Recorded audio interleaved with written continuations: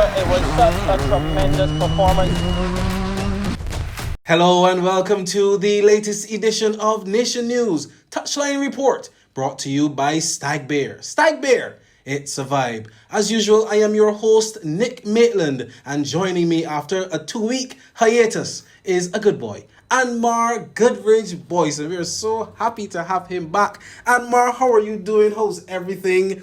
I know you went to watch some football. You've been watching so many sports in the last few weeks. Yeah. But this week you went watching football. Tell me all about that. Yeah, thank you so much for having me back on the show, Nick. It's a pleasure. I did miss the show, so it's good to be back. It's good to be back in the chair. You disappeared on us. As you mentioned, good to be back watching some local football. I did venture to my favorite venue, Spikestown. Yep. And I saw Empire play versus Cosmo, and the final score in that game, Empire 4, Cosmos 1. Ooh. And then I also saw the game between Deacons FC 2, Carlton Red and White 0. But the game of the night on Sunday night was Empire 4, Cosmos 1. I saw a hat trick, lovely hat trick from Zenio Harris. He scored 3 times. Zachary Brown scored the other goal for Empire, and then for Cosmos, the goal was scored by Dammy Gimmons.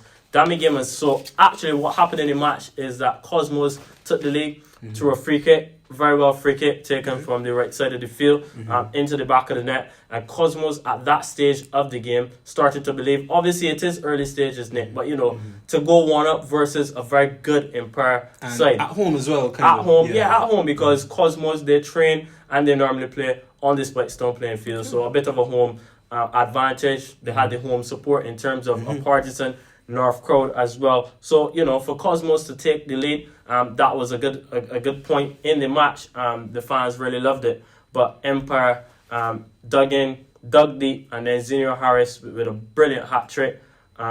Excellent, stunning, if you ask me, in terms of a performance. I was very impressed with what I saw from Empire, coached by former assistant head coach of the Barbados senior men's national team, Fitzgerald Carter, and it's a very fit Empire team, Nick. I can tell you that.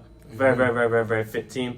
So after Zenio scored the goal to half the deficit, right on the stroke, after the players came back from half time, Zachary Brown scored an excellent goal. Oh, wow. He's a very pacey player, plays on the wing, and he just used his pace and trickery to go down the channel, and then once he was in behind the defense, it was a done deal back of the net. And then Harris, his dominance, his intervention just cemented the victory for Empire, as Empire moved on now to the championship round of the Republic Cup. Nick, what is very interesting about this Empire team is that they're also led by Omar Primus, a 41-year-old player. So he is one of the oldest players in this tournament. Yeah, for sure. Yet still, he commands the defense and he plays very well, organizing and just orchestrating the play from the back to the forward. And you must give him credit for that. Yeah, you have to. And it's really interesting to see him still out there commanding defenses at his ripe old age. That's really old for a footballer. But Sicky Benzie's always been not one of those really physical players using a lot of pace and strength, but just commanding the area, using his football IQ. So once you have that, you can play for as long as you want. Yeah. What else happened on Sunday? I see we have some big games here. Yeah. So Notre Dame 3, Parishland 1. Goals from Anton Poogie Grapes. He scored in the 11th minute. Zico Edme, he scored in the 53rd, and Winston Maynard in the 22nd. For Parishland, Brad Stevens, he scored in the 40th minute. So that game ended, like I said before, Notre Dame 3, Parishland 1. Wharton were 3-0 winners over Eastern United. Carl Gibson scoring in the 62nd. Khalid Gill in the 63rd. And Kimar John, he scored in the 90th +1 from the penalty spot. He is also a former Barbados under-20 national footballer, Kimar John. So well done. So Khalil and Kimar. Yeah.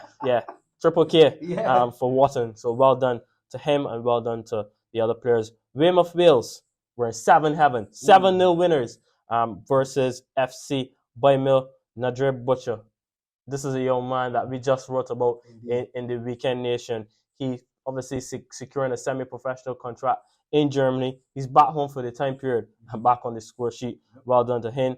Terrell Rayside, he scored in the 12th minute. a double from Kimura Headley, scoring in the 7th and 66th. Shaquille Stewart in the 54th and the 70th.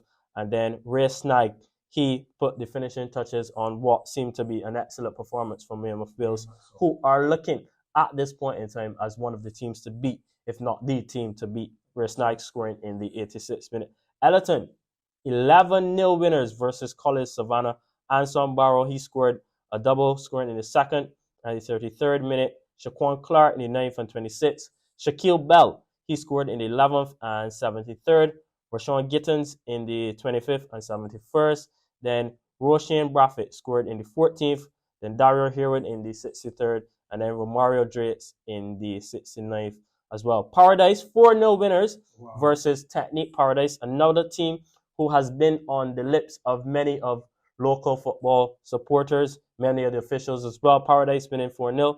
Mario Hart, former national captain, scoring in the 30th. Top goal as well. Yeah, Armando Sugar Lashley, he brought his sweetness to the party, scoring in the 65th. And then Jason Boxell, the goalkeeper for Paradise, stepping up and scoring in the 75th minute from the penalty spot. Interesting. I would have loved to see that. I was there, and of course, I thought it was kind of rude, kind of Really? disrespectful to the goalkeeper where you can see the penalty. Yeah. But it was a superb penalty, and we have footage of that. Yeah. It was a superb penalty. Very good penalty. I'm told by my colleague Nick. And then Jomo Harris scoring in the 88th minute to cement that victory for Paradise. UE Blackbirds, 7-0 winners versus Beverly Hills. Daniel Rowe, our good friend, he was on the show with us. He joined us for one episode, so it's good to see Daniel taking his talents from the studio onto the playing field. But let me tell you something about that goal.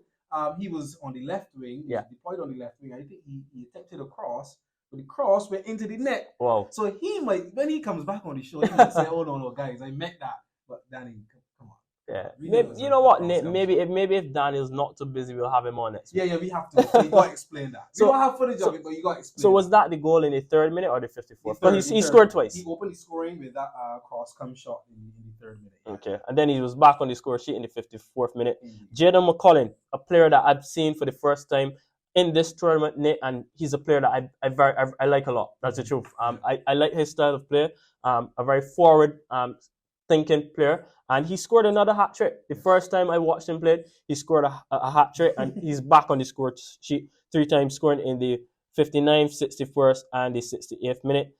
David G. Vance, he scored in the 63rd, and then Tariq Seeley scoring in the 82nd minute. I think that, Nick, is a roundup of how it went in the Men's Republic Cup. You're going to give us now the scores and the results from the Women's Super League. Yes, indeed. And the women, they are finished their round-robin tournament. Unfortunately, fortunately for Pinelands, they won by default over Combined Women 3-0 at Briar Hall. At Valerie, Britain's Hill, Fitz Village, they finished all the round-robin with a 4-0 victory over Technique. Kimberly Ellis had 2 goals there. And at Friendship, where I was, RF Prime Women, they pulled off a 2-1 victory over Mavericks Women. And Kidasha Thomas with her 6th goal of the competition, helping RF Prime to stay off the challenge of Mavericks. Mavericks were just behind them in the table, and a win for Mavericks would have sent them into the top 4 and into the semis. But RF Prime stood firm, and they defeated Mavericks Women 2-1. So those fully now are Sunday's games. And when we return to Touchline Report, we'll talk about Saturday's games and see who are the players of the week.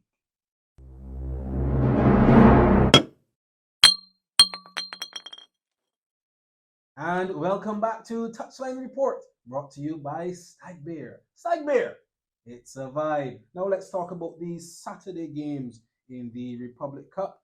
And let's start first at Bridgefield. Bridgefield, we had no football at Bridgefield. Really? No football in play. Huddersfield Turning lost by default to Bagatelle.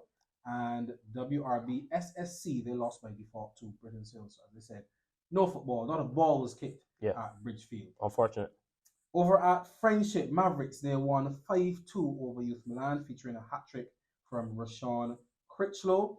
And then later on, Whitehall Football Academy, they won 7-0 over Chickmont. Another hat-trick there for Daniel Best for Whitehall. Over at Races in St. Philip, Gall Hill, pride of Gall Hill. Yeah. They beat Villa United 6-0. That's a massive score then. Proud performance Yeah. for pride of Gall Hill. Shaquan Welch with another hat-trick. Real hat-trick score Saturday. Yeah. I tell you. And also at Races, Greens United. Yeah, No, this is we got to talk about this. Yep. Greens United 3. Yeah. St. Andrew Lions 2. St. Andrew Lions cruising at halftime. Remember, they only needed 1 point to get to the next round. St. Andrew Lions cruising at halftime, and then Greens United really came for them in the second half. You heard some little murmurs about this game. How did that game go down? So Nick, this seemed to be the game of the week, and I'll tell you what. I turned up at Spikestone on Sunday, and everyone is still talking about the game. I actually happened to run into St. Andrew Lions' head coach, and he came right up to me. He started the conversation, and he was saying, I hope you guys write this in the paper. He was upset. He's livid at his team's performance, and rightfully so. Cruising, Jomo Herwood, he gave the St. Andrew Lions a 2-0 advantage at halftime. We always hear, Nick, 2-0 is the most dangerous lead in football, and it's proven here. At this point, Lions are in the ascendancy. They know that only a point is needed, for them to qualify to the round of 16 of the Republic Cup. But hey, look, Xavier Webster, he had different plans, scoring in the 56th minute to half the deficit. And at that point of the game, I believe, Nick, Greens United, they started to believe. And then Nico Grisette, this man scored a brace, a double, scoring in the 71st and the 84th minute to crush the dreams of St. Andrew Lions, sent the Lions dumping out of the Republic Cup. He tamed those Lions, Nick, and it was a fantastic performance to come from behind. Nick, 2-0 down, dead and buried, it seemed like at halftime, back from the dead, and, what a performance. And I think that is the result of this week, Nick. And I'll later tell you who's the player of the week. Okay, that's a little nod to the player of the week there, but I think it was a really, really good performance from Greens United, especially considering that they've already been eliminated. Nothing to lose. Nothing for them to gain or to lose. Nothing to lose, nothing to gain. They really showed this Premier League team, St. Andrew Lions, that this football is played on the day. Doesn't matter your name or what you've done before. Football plays on the day. And Greens United really, really did well. On to greener pastures. EGB, the wordplay. You see, he was missing for 2 weeks, right? So now he's got all the wordplay for us. On to greener pastures. We're very happy the wordplay and to have him back, of course. And finally, at Briar Hall on Saturday, Pinelands, they defeated Caribbean United 2-1. And this game was also pretty crucial because either one of these teams, even though Pinelands was 3 points ahead of Caribbean United, the winner of this game would have gone on to the next round. So Pinelands beating them with a goal in stoppage time at the end of the 90 minutes as well from Gerard Maxius. Mackeson Matthew, he scored for Caribbean United, and I was telling our editor just now, that's a top name. Yeah. Mackeson Matthew, but double M. In a losing effort for Caribbean United. All right, AGB, take it easy. Take it easy. And that final score at Briar Hall was between Silver Sands and Darrell's Road. Silver Sands winning 4-2. Our good friend Darren Gale Ford, he got a goal there, and Jamal Pinder, he got 2. Darrell's Road, Sean Hart also bagged a brace. So those are all the results from Saturday and Sunday. And when we come back to Touchline Report, we'll have the all-important players of the week.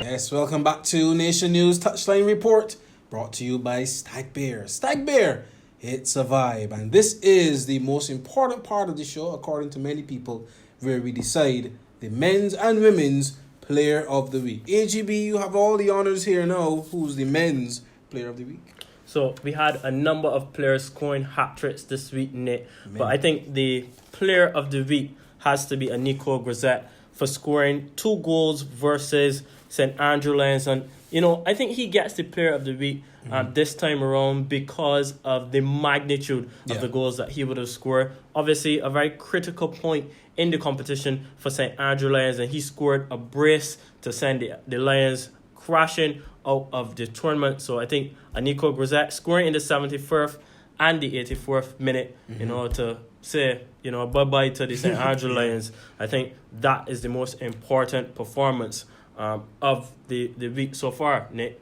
I think so too. A very impactful performance from him. And over on the women's side, I think that the women's player of the week this week is Keydasha Thomas. She scored the late winner for RF Prime in their match against Mavericks, and that was the winner, of course, and they have gone into the final four. So I think, as you said, it depends on the magnitude of the game, what's at stake, and then your performance, how you step up to the plate. And I think Keydasha and Mr. Nico Grisette, they stepped up to the plate this week, and they are the players of the week.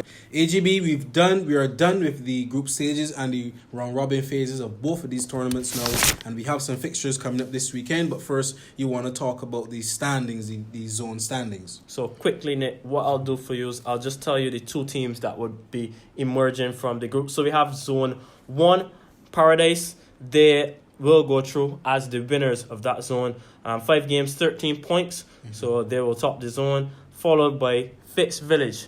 They have 10 points, so Fitch Village and Paradise go through from Zone 1. In Zone 2, UWA, Blackbirds and Potential Ballers. The Blackbirds winning the zone on 13 points, the Potential Ballers on 10. Zone 3, Notre Dame and Gore Hill. Both teams would have finished on 11 points, but the Dames, they will go through as the winners, having the superior goal difference. Britain's Hill and Ellerton, it's a similar situation for them in Zone 4. Both teams on 13 points.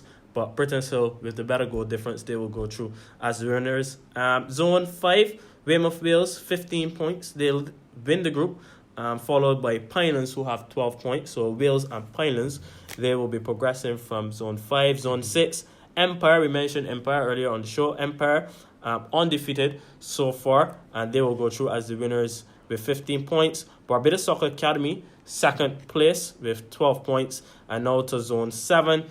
Wharton, 15 points as well. They go through as the winners, followed by Kickstart on 12. And then in Zone 8, to finish it all out, Deacons, and Eleanor United. Interestingly as well, Nick, both teams on the same amount of points, but Deacons will emerge as the winners of the group based off of the goal difference. The women's. And in the women's league, remember, it's 8 teams in the women's Super League, and the top 4 are going to go through to the semi-finals, and there's still something for the bottom 4. They compete for the plate. So the top 4 currently, UE Blackbirds topping on 16 points, and Kickstart Genesis second on 15. Those two teams are still to play to determine who will be first and second officially. So we will see what's going to happen there.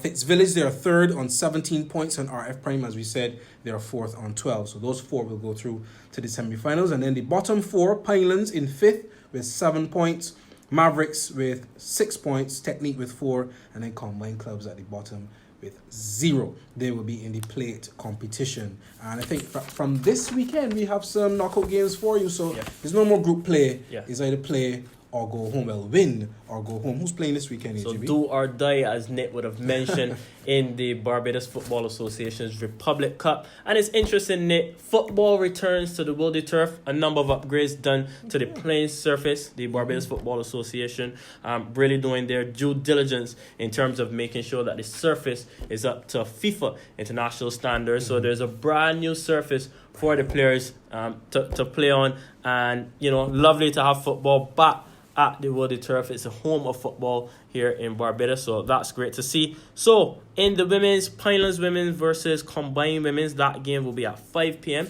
This is Saturday, October 22nd. That's the first game in the plate semi-finals. Then in terms of the second game in the plate semi-finals, that will be Mavericks women versus Techniques women, and that game will be on Sunday, October 23rd. But going back to Saturday, UE Blackbirds versus Barbados Soccer Academy. That match is at 7 p.m. The round of 16 now of the Men's Republic Cup, and then that will be followed by Paradise versus Pinelands at 9 p.m. Then back to Sunday, Empire will play versus the Pride of Gore Hill. That's the match at 6 p.m.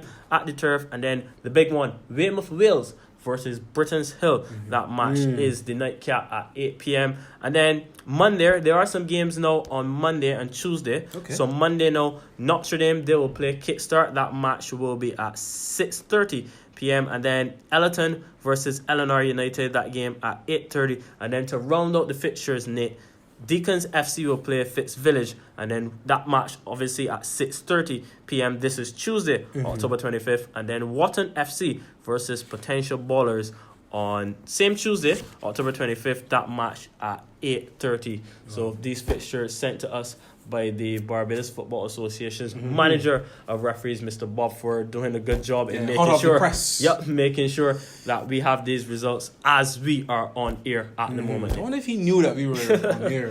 Anyhow, that's great timing by you, Mr. Ford, and of course, thank you for sending us the results so far throughout the entire Republic Cup. And as it said, AGB, we are heating up. We are getting to that stage where you either have to come out and win, or you will be sent packing. So let's just ask you before we go. Now that we have the final 16, who are your favorites to win it all? Right. Obviously, I haven't seen all of the teams play at this point in time, so it'll be interesting now to see them as we've reached the knockout round. But I can tell you what, it's looking like Weymouth Wales and Paradise at the moment. Those two teams look like the top teams to emerge. Obviously, though, I like how Deacons are playing, and I also like how Empire are playing as well. I also watch Potential Ballers, so it'd be interesting if Potential Ballers can get over Wharton FC on Tuesday. Don't rule them out. So I think we're in for a massive surprise in terms of some of the teams who will progress into the quarterfinals and the semifinals. But I think overall, this is where it matters most. This is crunch time in the Republic Cup, and I'm just excited to see, who team will be standing on top, which teams will be going through to the final, and which team will take that all-important $30,000 cash prize. Ooh, it is a lot of money, and we've spent a lot of time talking about football and AGB. Thank you so much for your analysis. Thank you for being here. We didn't even know where you was the last 2 weeks, but thanks for being here today. Well, that's it from all of us here at Touchline Report, and now the football is heating up, so there better be no flinching. And as they say, if you can't take the heat, get out the kitchen. See you later.